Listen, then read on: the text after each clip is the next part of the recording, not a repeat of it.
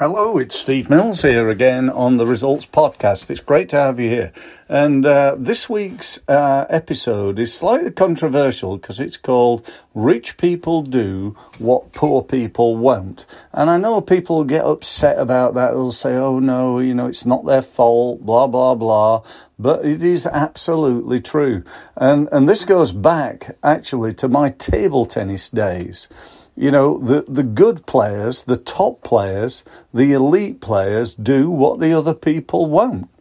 To get at the time, to get in the top 10 players in England, you pretty much had to be full-time. And the other guys wouldn't. They wanted a job. They wanted the lack of risk. When I was 27, I retired from table tennis. I thought, what am I going to do? Because I got no qualifications. I'd got no work experience other than playing table tennis.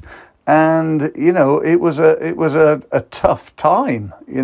What is it that Steve Mills can do? He's got no experience. He's got no qualifications. He's got no work experience. But I figured it out. I figured out the best thing to do was to go and work for myself. But, whether you're a table tennis player and you want to be world champion, or you're somebody who's, let's say, attained a level of income and you want to be more successful, then you've got to do what successful people do. And what do? Well, they do all sorts of things, don't they?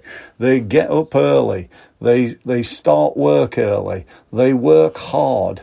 They work on themselves. They work on their business. They stay late. I always remember when I started work, a very good friend of mine called Malcolm Whittle told me that the best thing about running your own business is you only have to work half a day. And then he continued with, and not only that, but you get to pick which 12 hours those are. And how true is that? But, some of my, let's say, less wealthy friends are spending most of their lives, i.e. 5 days a week, wishing it was the other two. And then they do things to their mind and body that makes them forget what they did at the weekend anyway. That for me is not really a very good way of living. It really isn't. People in business, successful people say, TGI Monday, not TGI Friday.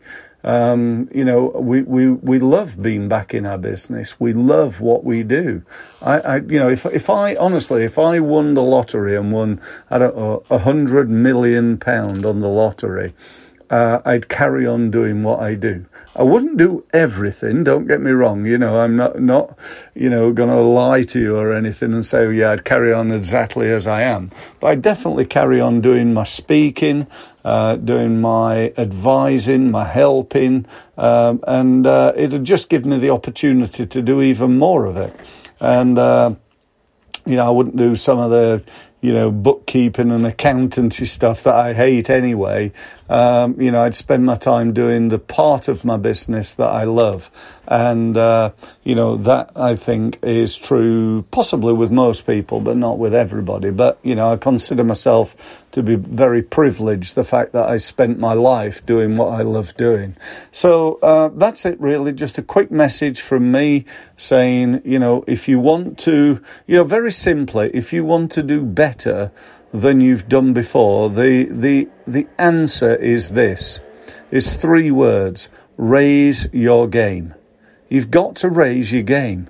Your sales game, your marketing game, your operational game, your looking after customers game, your financial management game, your goal setting game, everything that you need, all the key performance indicators in your business, you've got to raise your game.